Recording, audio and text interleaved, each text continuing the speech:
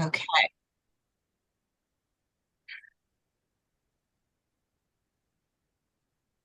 Welcome, everyone. Thank you for being here. We're excited to hear Lauri speak. Um, my name is Astia Rorda. I'm the CHC president, and I'm your host for today's CCH Happy Hour, CHC Happy Hour, featuring Dr. Lauri Grossman, who will be sharing her thoughts with us on the topic diverse practices, finding the best fit for you and your patients.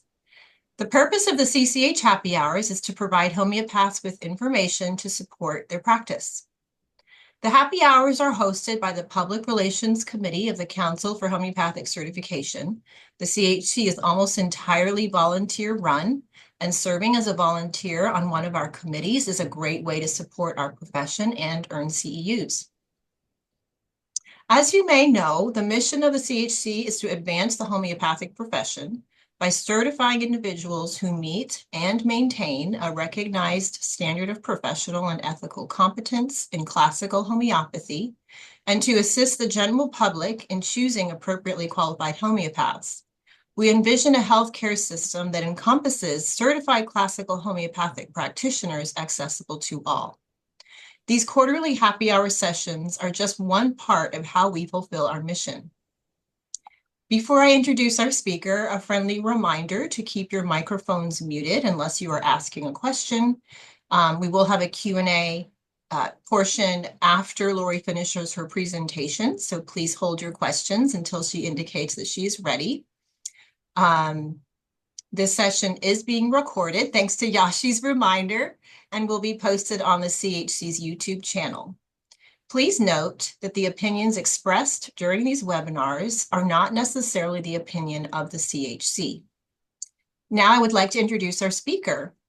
Dr. Lauri Grossman is president of the board of directors of the National Center for Homeopathy. She also has a private virtual practice in New York City where she teaches in hospitals, including Columbia Presbyterian Medical Center, Memorial Sloan Kettering Cancer Center, the Hospital for Special Surgeries, and NYU. Since 2020, Dr. Grossman has partnered with community leaders and healthcare providers to offer introductory classes in homeopathy to diverse audiences, offering new options for wellness in communities across the country. Lauri, we're excited to hear your presentation tonight and engage in discussion with you. Please go ahead and proceed. Thank you. So first, I want to thank Astaire and Yashi for inviting me to speak this evening. And the social media committee, or whichever committee, worked with you guys to allow me to come this evening. I know that for someone to become certified by the CHC, the CHC maintains standards that really make our profession what it is. And it's an honor to be speaking to people who have their certification or are working towards their certification. And I just want to thank you all for the tremendous amount of work you do to keep the profession moving in the right direction and to keep our standards as high as they are. So thank you very, very much. It's truly an honor to be a part of this evening with you. So without further ado, I'd like to talk about diverse practices and finding the best fit for you and your patients. And I just want right off the bat for people to know that my presentation is going to be a bit of a journey. It's going to start off with a quick review of what I came upon when I first started my practice, or when I first started studying homeopathy, starting with when I first heard of homeopathy. And then it moves along from what I was surrounded by at the beginning, then the middle, and now many, many years later. And I would love a discussion at the end. So my presentation is really just to give you some information that you could keep in mind when you participate at the end, because this presentation is really all about the discussion at the end. So I appreciate anybody who pays attention. I appreciate all opinions at the end. They don't have to reflect my opinion. I am a huge fan of diverse opinions. And so no one should be afraid to say how they feel because the person before them spoke very differently. I think the issues I'm going to bring up have many different perspectives There are many different outcomes based on all of them. And the more people that voice their opinions about the things I discuss, the better off the profession is going to be in the future, because we are living now at a time of great change within the profession. That said, here we go. Oh dear. There we go. Here's a disclaimer. I'm not going to read it. When you all get a copy of the recording, or when it's posted on the CHC website, you can read my disclaimer in full. Just know that the information that I present is not intended for diagnostic or treating disease. It is more for educational purposes. You can read that all at the end. Okay, a little bit about me. I think that Astaire told you enough about me. It's a delight to be here. Thank you very much. Oh, so now let's start with my homeopathic journey. A very, very brief overview. How I discovered homeopathy was my infant son developed a strikingly high fever. After examination, my son was eventually given a homeopathic remedy. For those of you who are familiar with remedies, he was given belladonna. The fever dropped suddenly. He became functioning, was doing quite well in a matter of, I don't know, maybe 5-10 minutes. It absolutely gobsmacked me, because he had been a rag doll just before that. And that launched my interest in homeopathy and my homeopathic journey. So when I first came upon homeopathy, after that time at the doctor's office, I was walking down the street. I saw a sign about homeopathy on a lamppost, and I attended a kind of like an open house on homeopathy in someone's loft in New York City. And this was back in 1981. And everybody was sitting on beanbag chairs and eating granola. It was a very crunchy, experience. And that's who was practicing homeopathy, or that's who was involved in homeopathy at that time. And the number of physicians practicing homeopathy was microscopic in those days. They had, from a peak in the early parts of the century, the numbers of physicians practicing homeopathy, especially in the US, was really decreasing rapidly. The one name that I was able to track down was that of George Vithoulkas. He had written The Science of Homeopathy. I found that book in a used bookstore. I read it from cover to cover, closed the book, started again, cover to cover again, start again. Now, this is before people had home computers, so I couldn't just Google George Vithoulkas. So I remember going home to my mom and saying, Mom, you've got to watch The Baby. I've got to go to Europe to find out more about homeopathy. And so I found out a little bit about homeopathy practiced in other countries, but all I knew was that there was this growing place called the National Center for Homeopathy here in the US.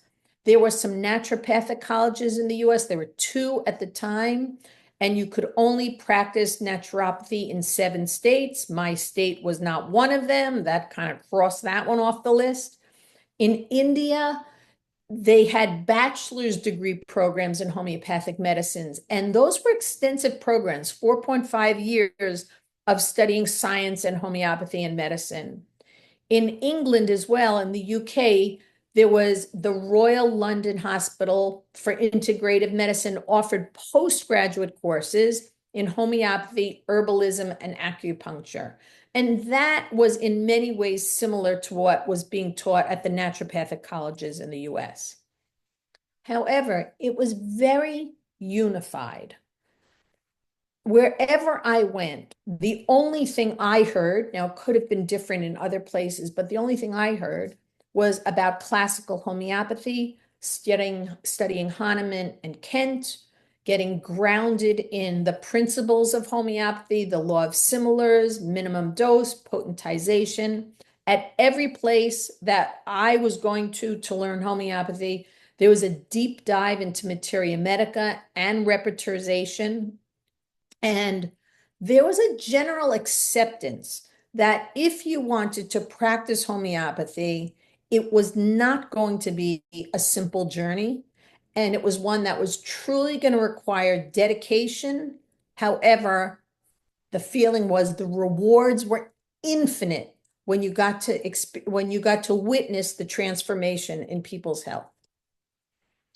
However, after many years of just being exposed to classical homeopathy, then Rajan Sankaran came to the US and he was teaching at Esalen. And so now many people were beginning to study the sensation method.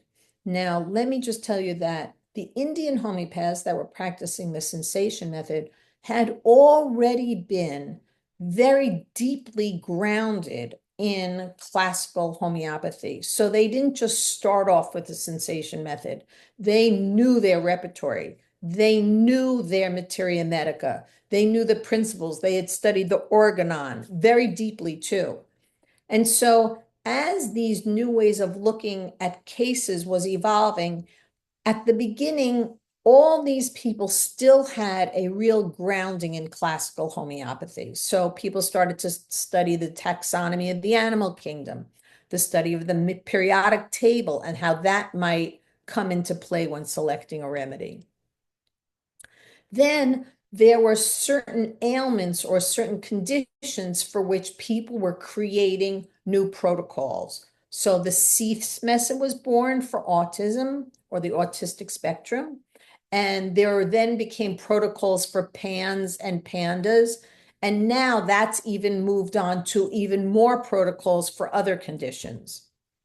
So that's going on those are the changes I was witnessing within the homeopathic community.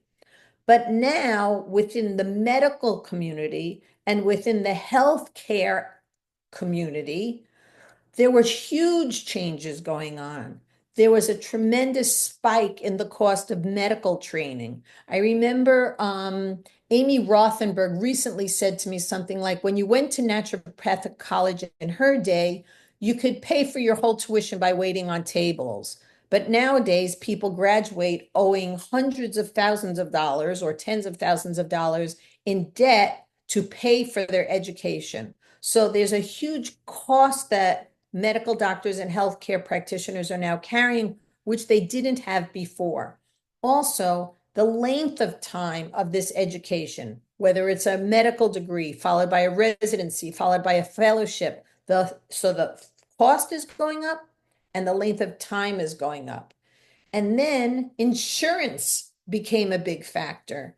And those practitioners who were working in clinics that accepted insurance for payment, the insurance carriers were demanding that the practitioners spend shorter and shorter periods of time with the patients and see more patients a day. Then on the home front, home life in the US was changing. Many people who were practitioners who dedicated most of their life to their practice now had obligations at home and with their partners and perhaps with childcare as well, which they didn't have previously. And other modalities became quite popular in the US because it was easier to study than homeopathy and it could bring in more money. So if someone is practicing something where they can have their patients purchase nutritional supplements, as in functional medicine, it's much more appealing to someone who's burdened by a huge financial obligation, or if they've taken out loans, and therefore something where you could have an income stream from product becomes very appealing. We all know that homeopathic medicines are quite inexpensive and you don't have to buy them frequently. Okay, so now in response to all that, there became an expansion of part-time programs in the US. And what's happening now in the general population, there are more and more people whose needs are not being met by the conventional medical system.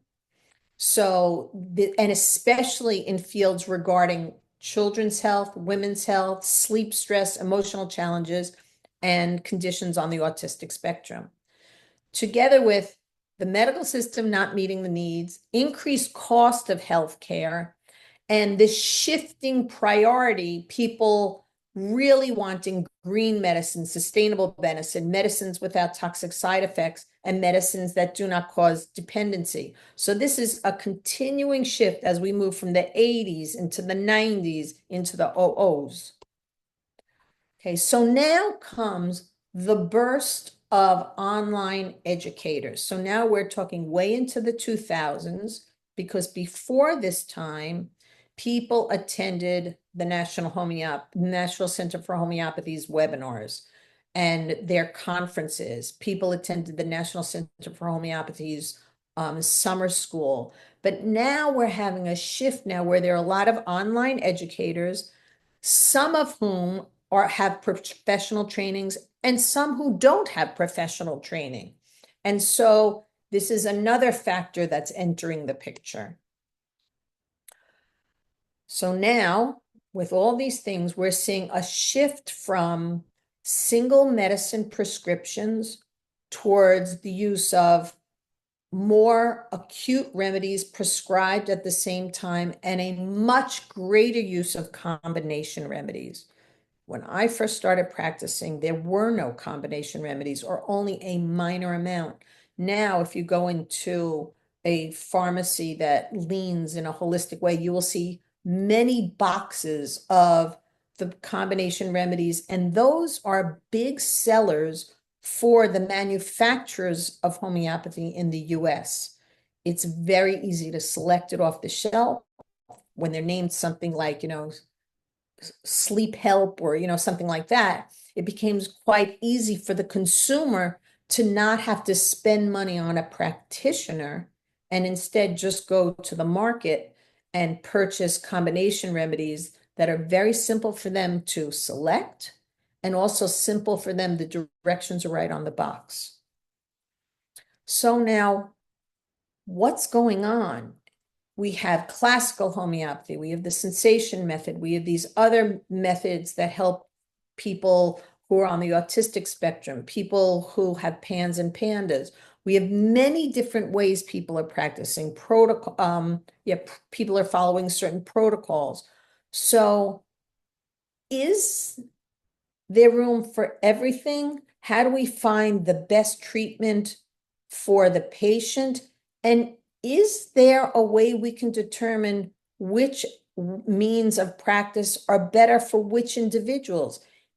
I know that I'm a much better prescriber using classical homeopathy than I am using the sensation method. My results are just very much better. Is there a way for us to screen practitioners so we can say, given your way of thinking, given the way you seem to study best, this is probably a good avenue for you to explore. If it doesn't work, you certainly can explore more. So I'm going to go into the details of the pluses and the minuses of the different ways, and then we're going to have our discussion.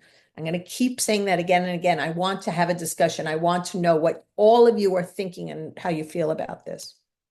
Okay, so single medicine prescriptions. That's when we try to find a single medicine covering all the patient's rare and peculiar symptoms. It's common to use higher doses that are prescribed maybe once or twice a month or more or less infrequently based on the case, but it's not daily. And we generally consider these single medicines to initiate the body to begin the natural healing process where the body starts to heal itself. The benefits of practicing like that is that the prescriptions are based on the simillimum, which addresses physical, emotional, and mental concerns. So that's a lot that it can address. The general vitality of the individual can be restored with major shifts that a lot of people call transformation. I experienced a transformation in my health. So there was a major shift. It's not just like my cold went away, but suddenly now I'm able to think clear. I'm more creative. My digestion's better. I sleep better. I'm more grounded when I'm exposed to stresses. My headaches are gone. My colitis seems to be disappearing as well. So we see huge changes when someone takes their simillimum. And it builds connection with both practitioners and with patients. When you learn about the remedy that you've taken or you learn about other remedies, you develop what I consider is a beautiful, uh, what's the word I'm trying to think of? I can't think of it now, but just a beautiful regard for the natural world, the importance of all the different plants, the importance of all the different animals and the minerals. I always say to my patients, when you prescribe lachesis, you don't criticize a snake for being sneaky or whatever it is. When you see those characters in the animal kingdom, you then can be a little softer when it comes to judging humans because you just see it's a part of the condition on the planet. And it could be a human trait that's reflective of something of some animal. So there's just a beautiful acknowledgement of all the different parts of the flora, the fauna of our earth, and how important everything is and the balance thereof.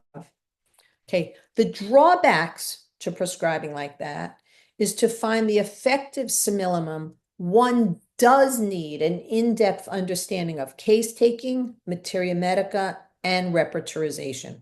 Of course, you could be a lucky person and just come upon the right remedy once, but in general, for continued good results, you really need a deep understanding of these things. And even if someone goes and purchases a computer, which many people do, you still need this background information in order to be a good prescriber. The computer can spit out on a graph what remedy comes up the highest, but that's not necessarily the remedy for the case. And you might not know that unless you know how to look back upon the remedy that comes up the highest and analyze whether or not, oh, is this really the right remedy in the case? Not number one, but number two seems to be. Okay. Also, many of today's modern medicines have very powerful effects that can override the body's individual expression. So someone who's been on medications, maybe you don't have access to their pure presentation because they've been on medications. And these effects oftentimes need to be cleared before someone can do a good analysis of their entire case. Now, multiple prescriptions. What's so good about them? What's so bad about them? This involves the selection of one or more medicines for the patient that they would take together for general support. When you prescribe in this way, it's called pluralism. And this is the main system of prescribing that's used in the French homeopathic clinics.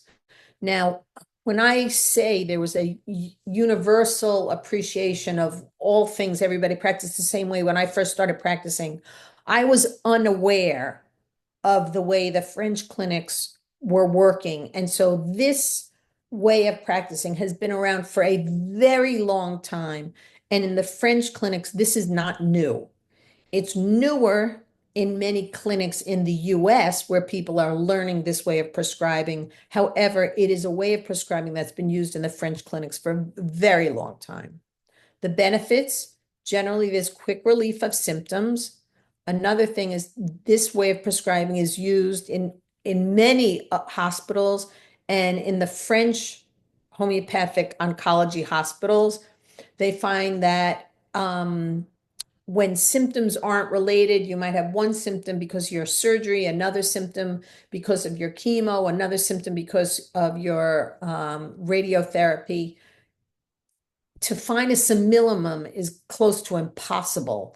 So to be able to practice using different medicines for different aspects of the case is often beneficial in oncology cases.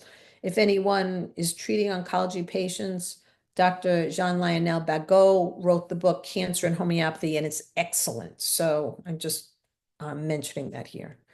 Okay, the drawbacks to pluralism. It requires repeated daily doses. So this is very difficult if you're dealing with an older senior who maybe doesn't have someone around in the morning, in the midday, in the afternoon, in the evening to help them take remedies. Same thing with children who are going to school. Sometimes it's difficult. I mean, there are many kids nowadays that go to kindergarten first thing in the morning, they go to school, then they go to some after school program, then they have some sort of daycare situation, and they don't come until 5.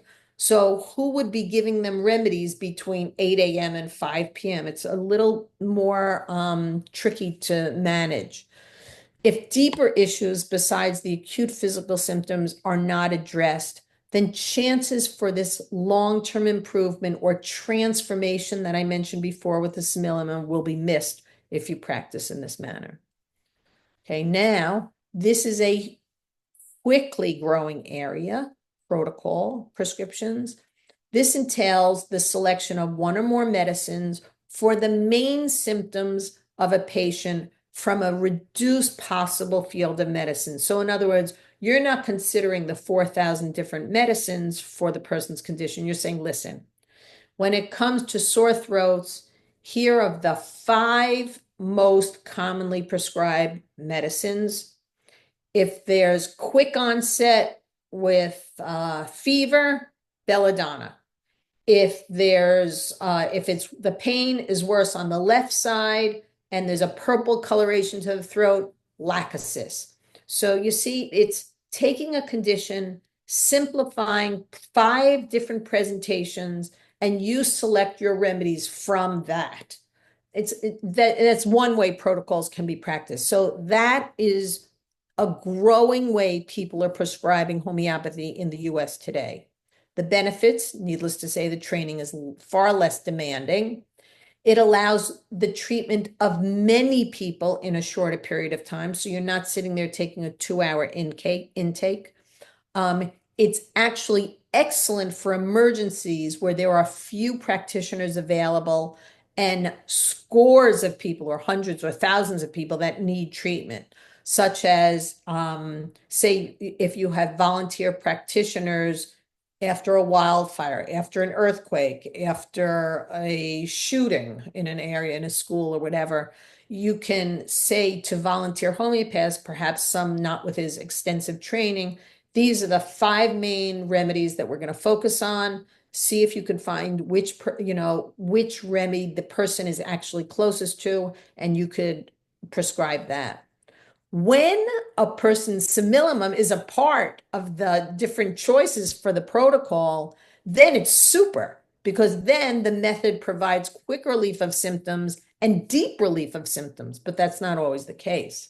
The drawbacks are when the simillimum is not a part of the protocol, healing with homeopathy may not occur, and the patient should be refused to a more experienced practitioner.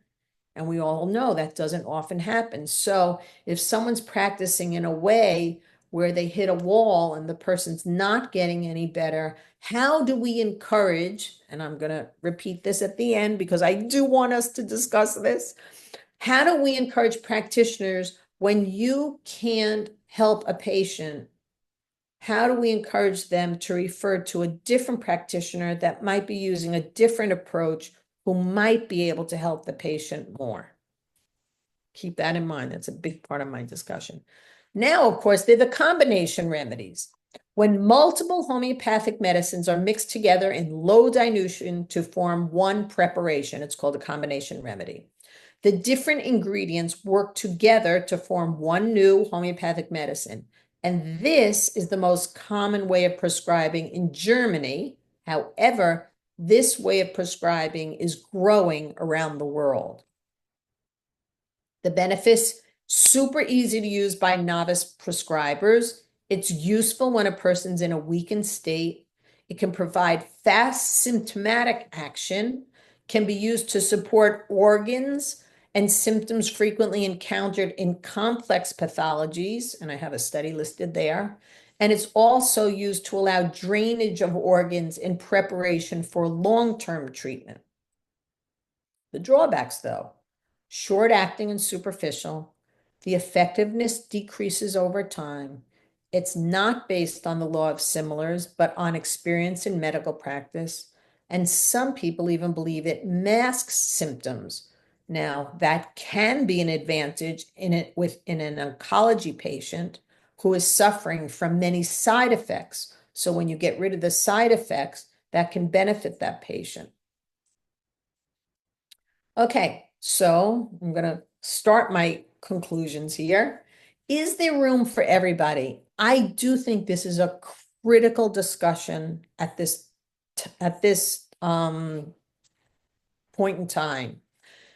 The world is changing so quickly. And if more people were to come upon homeopathy, let's just say the film introducing homeopathy is seen by hundreds, thousands, millions of people, and they now want homeopathic treatment. Is every patient wanting the same thing? Does everybody want a 2-hour intake?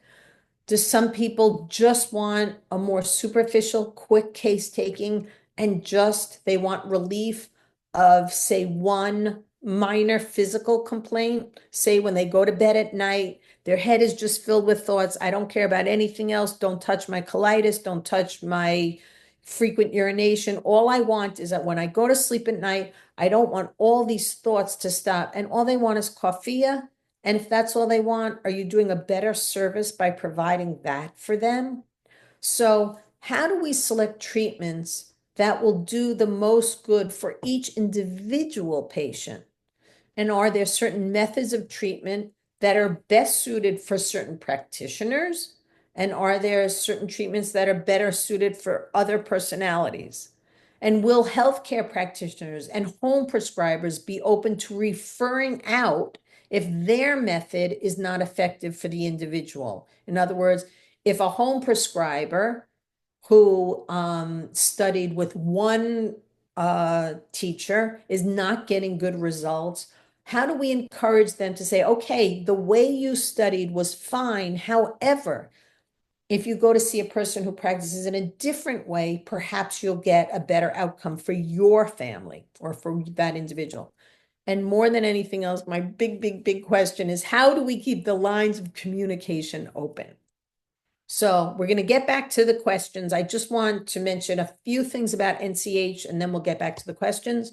So I just want to invite everyone who is on the Zoom session now to please become a member of the National Center for Homeopathy. We do get several hundreds of thousands of clicks every day for people all over the world trying to figure out what homeopathy is at our website. And it's free when people come to our website.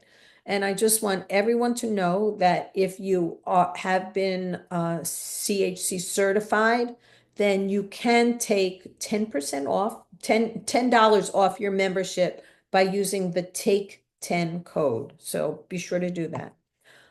If you're a professional member, you can get 15% off the 3-day virtual registration for the upcoming JAHC conference. And you could read this page to learn more. You go to the NCH member portal and you'll find your discount code. So if you'll save over $50 if you're a professional member at the JAHC conference. So, and it's coming up all virtual, April 4th through 6th, live streamed all weekend. And I just want to give you a heads up that we do have, the conference is Friday, Saturday, Sunday. However, we do have workshop speakers. Jody Behrman, a phenomenal vet, will give a talk on animals. Karen Allen will talk about preparedness. Whitney Grobar will talk about plants. And Lise Battaglia is one of our leading community members talking about addictions and recovery. And her workshop is fabulous. I think that's it. So keep the conversation going. This presentation I will expand depending on what you guys have to tell me when we talk. On Saturday, I have a presentation. It's a pre-recorded presentation and then their breakout sessions. So we're going to have, I know Kim Aaliyah is going to join me and we're going to have a pretty lively discussion. And just so that you know, CHC is one of the virtual exhibitors at our conference. So please be sure to stop at the table and see what the Council for Homeopathic Certification can offer you. For more information, you can contact me, Dr. Lauri Grossman, Lauri at drlaurigrossman.com. Just notice how I spell Lauri. It doesn't have an E. So now I think I'm going to close my screen. And that way we could look at each other when you ask me questions. So thank you very much for your attention. And I really, even if you're shy, feel free to give voice. I look forward to hearing from you. Thank you so much, Lori. It looks like Meg already has her hand raised. So, and I would ask that anyone else who would like to ask a question, that you go ahead and raise your hand if you know how to do that on your Zoom screen. It's at the bottom of the screen. And then we'll call on you to ask your question. And please turn on your video and we'd love to hear from you. So Meg, go ahead. Now, Meg, before you talk, I just want people, don't think I'm not paying attention. If I look down, it's only I'm taking notes on what you say. So I just want people to be aware of that. It's fine. You can eat your dinner, whatever you like. Oh, Um, already did that. so for me, I'm a recent IACH graduate and then also trained with Nesh. And so I'm steeped in the classical part. And I think for me, being, like a beginning prescriber, like I have all I can do to just focus on the classical. And I'm, like I've been indoctrinated. And then I also think to myself, well, if you're going to just give a remedy just for, a fingernail pain or whatever it is, like go to a regular doctor, don't come to me as a homeopath. And so I just feel strongly about that because I want to really look at the whole person. I don't want to just look at they can't go to sleep at night. I really want to look at the whole person as an individual. And I don't think you really get a full individual when you're just looking at the sleep. So I could refer them to somebody else who'd like to do that. So Okay, I just figured I'd start the conversation. no, I appreciate it more than you can imagine. So now, is it okay if I ask you a question? Sure. So say someone calls you, this is completely hypothetical, and they say, can you tell me a little bit about how you practice? I mean, you tell them about your practice and you give them a beautiful description of a classical homeopathy practice. Mhm. And the person says, you know what? I'm really not into that kind of stuff. I really just wanted to come in for like a short visit to see if you could help me with that. Would you be comfortable referring to somebody else? Yeah, if I thought that they were good, I'd need to know about them. Yeah, I no, really need to I know, get it. how they treat people. And yeah, Okay, um, okay. I would That's important though. I don't mean, I would prefer you're not just to. going to refer them to any schmagegi, Yeah, but okay. I would prefer not to. I think I would try to, um, you know, uh, tell them more about classical homeopathy and try to encourage them. But Okay. but So they you try really to don't. educate them first about the benefits of classical. I would because it seems like to me, everybody who comes to me, they just want one. A lot of them just want one thing. But then Yeah. when they, like when we talk, and it seems like so many times too, there's so much mental emotional illness going on, where they might think they're coming in for a pain in their hand and their brain is a mess. Okay. Their whole, Got it. Okay. they've had sexual abuse, they've had this and that, and so yeah. Okay. Thank you. I appreciate that greatly. Jackie Marshall has a question. She's not sure how to raise her hand, but go ahead, Jackie. Hi, I was listening to your whole, you went over all these different ways to approach homeopathy. And when I was practicing, what I used is a range of modalities. And my mother went to NCNM in the 80s. And so she went through the naturopathic training, but studied Viltokus and Asiaga and different things like that. And so when she went into practice, her main focus was homeopathy, Mhm. and the naturopathic approach sort of supported homeopathy. And Ton Jansen kind of has come up with that kind of approach. And Viltokus was also saying that the Americans were very hard to treat because I think the level of toxicity and so on. So we have to, like you said, the drugs that people might be exposed to or whatever are,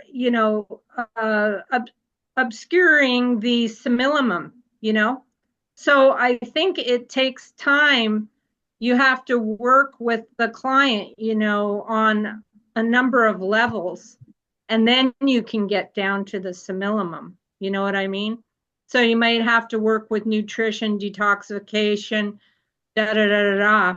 And you can do detoxification and nutrition with homeopathy, you know, with the cell salts, with using homeopathic remedies that help to detoxify, with organ support. So you could do kind of the naturopathic approach with homeopathy purely instead of using herbs and things like that. But you always have to also add nutrition and lifestyle and things like that to do things properly. You know what I mean? So Well, Jackie, you bring up a really good point, and it's a point that Miranda Castro actually makes.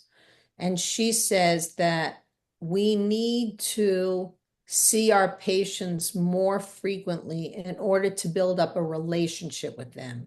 Because if you're just giving a remedy and then saying, come back in 2 months, and then you just analyze the remedy and you say, come back in 2 months, and if they don't see a change by maybe the second or the third visit, they're out the door.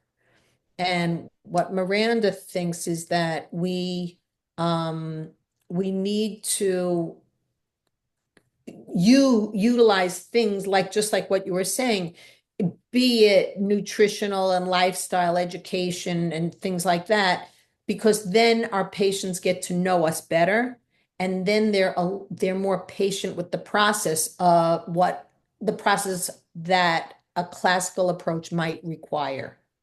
So yes, and also they see some change. exactly. That they do Yeah. see some improvement, along the way also. And it's not an all or nothing thing. It's not like you hit the similimum, you're on cloud nine, or you miss it and you might as well, never come back here again. Exactly, yeah. And what we did was see people on a monthly basis at least. Right. Now, how do you feel about people who practice with just protocols, or people who practice, like with a pluralistic practice where they're giving lots of remedies every single day? How do you feel about that? And I don't mean to put you on the spot. You don't have to answer. You could say, screw you, No. I mean, I don't know, like, well, if you look at Ton Janssen's way of doing things, it's not tons of remedies every day, but he customizes the protocol to them, but he is he's not taking long dissertation intakes and stuff like that. I think you can build an intake over time. You may not have to do this long intake right away, or you could do an initial intake and see how the patient evolve, or the client or whatever patient evolves, and then you might have to change the remedies along the way, and then you'd eventually come to them. That's actually a very creative way of answer. I really like what you just said. Over time, you might not do 2 hours at once, but you might put it together over the course of various visits. Can I just say one thing? I need to acknowledge this. There are many people who were students of mine a real long time ago, and I just have to acknowledge that I'm real happy to see many of these faces. So I just want to say that. Okay. Oh, that's really cool. Lisa has had her hand up as well when you're ready, Lauri. Okay, Lisa, I am ready for you. Oh, sorry. Sorry about that. Anyway, thank you. I liked your presentation, and it's nice to be here. I want to say I have a background in classical homeopathy. I started over 30 years ago, and I studied in Europe, and it went real deep, and I've been exposed to lots of different methods over time. And I can only say that for myself, I've had better Well, not better success because I was very deep. I had a transformation with classical homeopathy many, many years ago. But what I find is that treating people and myself more immediately, for people these days, they want immediate relief. I think it's hard to sell people on classical homeopathy because, telling them try this and then come back in months, it's not for today's times. In a lot of ways. For some people it is when you explain it to them and they say, wow, and people who get kind of esoteric things, well, yeah, I'm going for this deep transformation. I want to go there with you and do that. But I think for the most part, people they want relief. And if we can give them relief by meeting them right where they are, and if we know of a combination remedy that we have found has, helped so many people and we have good faith in, why not let them know about that? Why not treat the one thing that they really want, like you said, the coffee for the insomnia? But at the same time, I think explaining to them that health, it really is a journey. And even though I had a really big breakthrough so many years ago with classical homeopathy, things have arisen or arose along the way that I've also been able to address. And we're always in flux. You don't reach perfect health and you're done. It's like, you kind of go along and it's like a whole life thing. And so, and just to let them know that, try this. Then maybe you hear from them pretty soon after they had a great success with it. They found the relief they wanted. Then they had a good experience with homeopathy. And that's what we all also want, is for people to realize how effective it is, and that it's a real viable alternative for them. So, letting them know that, great, you had this success with this. Now you can use this method, this modality for other things as well. It might be another acute. It might be to really go deeper with these chronic issues that you're experiencing. Also, while saying, letting them know it won't be immediate in most cases, that these things do take time, months, even up to a year or two, to really experience a real turnaround and up leveling of the health on that deeper level. But yeah, I do think it's important to meet people where they are and to try to give as much relief as we can while showing them and explaining all the possibility that homeopathy really does hold, and it's available to them too. So Lisa, I appreciate that. And there's one common thing that you said, Jackie said, Meg said, and education is critical. No matter, Absolutely. no matter at what level anybody comes in and no matter how you practice, to educate them in terms of what are the possibilities with homeopathy. And for someone, they might have known what the possibilities are because they saw it in their mother, father, sister, or brother. However, some people don't. And so education, meeting someone where they're at and educating them is critical. I believe so. Okay, no, that's Thank you. it's so far everyone's mentioned it in different ways, but I think that I mean I also agree, and I think it's a very important part of practice. Anyway, I think I see Debbie waiting patiently. Hi, I'm an educator, homeopathy educator. I actually work for HSI, so I'll be seeing you next month. Um, I really believe that we do need to educate our students and or the students and our clients, but I also really like this topic where you are saying, how do we keep this conversation going when we have so many different methods? I'm helping students learn classical homeopathy, and yet there are all these methods. So I really appreciated how you kind of went through that timeline because I've seen these things and I've not been, doing homeopathy nearly as long as you have. But I have noticed that there is so many changes in the way homeopathy is being used. And that personally, I love that there are so many methods. Homeopathy, I believe, is very flexible and forgiving. I don't think you can really mess it up horribly unless you're doing something like really ridiculous very high potencies that have nothing to do with the case, and you're using it, multiple times a day, then you might get a little bit of damage. So I think the greatest danger that we have now within the homeopathic community is just being dogmatic, that there's only one way of doing things.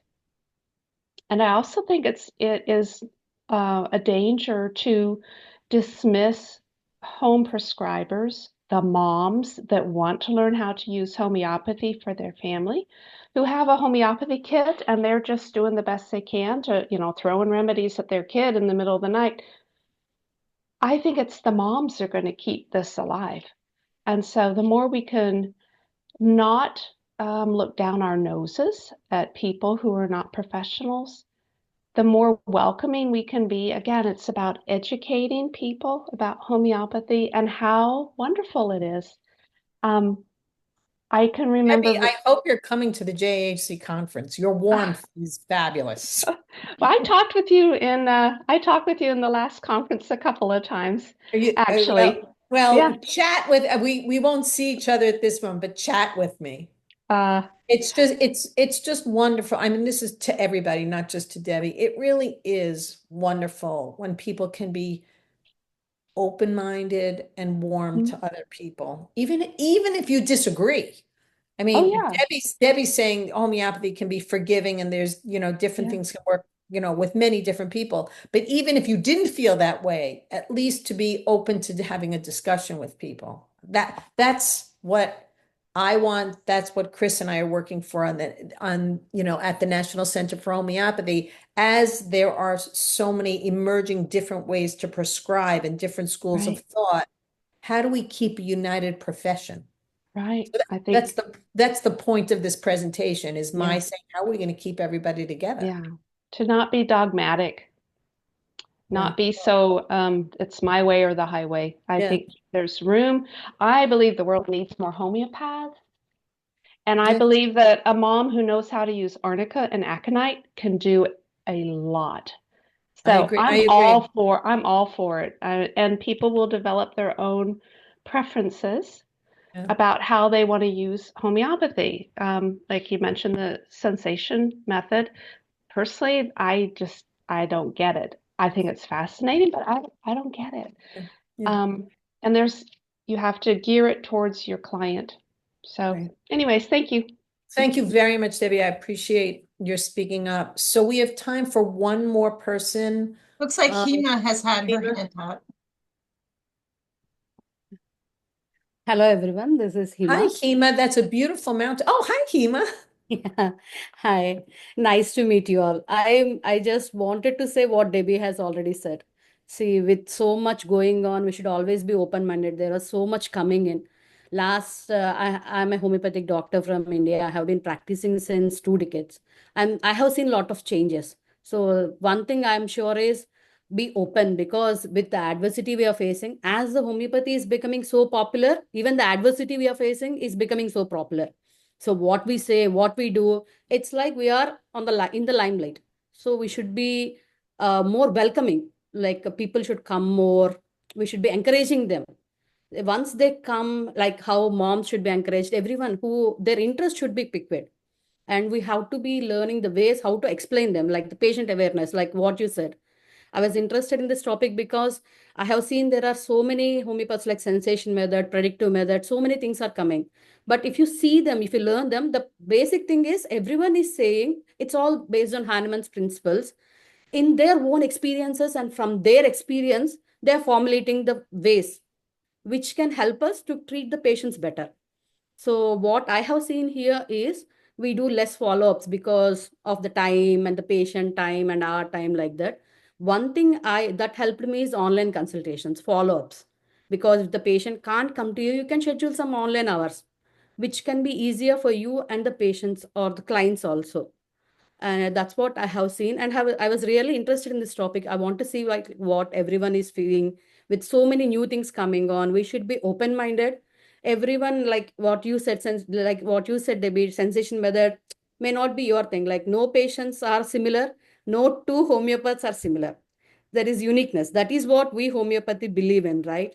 So I think like we should be able to give awareness to the patient, and we should be also open and learn what is happening in our field. And we have to develop our own method from our own experiences. Nice Oh, to meet you all. Hema, Thanks. don't go. You summarized the conversation beautifully. And I want to say that thank you again, Esther and Yashi, for inviting me. Thank you to everyone on the CHC board. This conversation has lifted my spirits because I think that, I mean, Hema summarized it beautifully. As varied our patients are, that's how varied practitioners are. And they are going to practice differently. Yeah. And our profession will be stronger and have a better foothold in the conventional medical world if we are united, no matter which methods we use.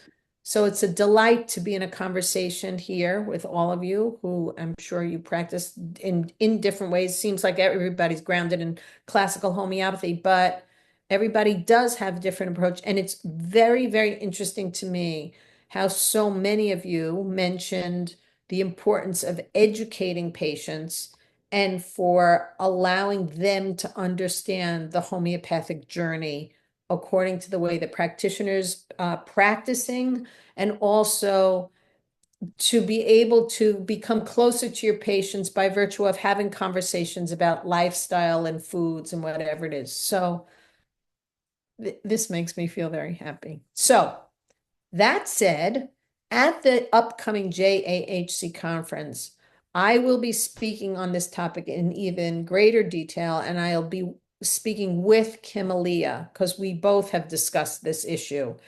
And then we're going to have a breakout session where we're going to invite the hundreds of people who are at the conference to discuss this topic.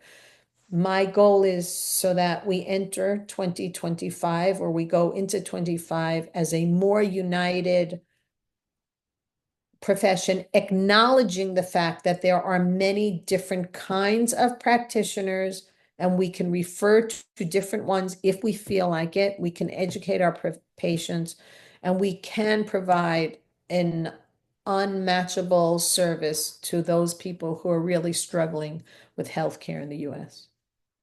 Thank you, So Lauri, so much. This was a really great presentation and discussion, and I echo what you said about the discussion being it really just lifting my spirits as well. It's great to hear perspectives, and what's more important for a group of healers than to be accepting and kind towards one another, right? I mean, I think that's vital for our health.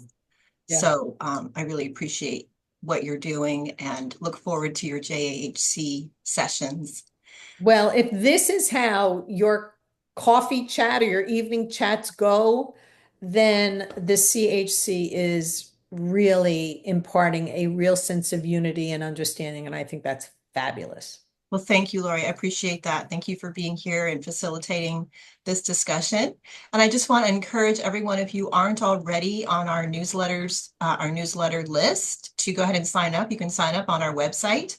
And also follow us on social media, Facebook, Instagram. We don't post a lot, but we do try to post a couple times a week. So you can get reminders about events and deadlines and things like that if you follow us on social media.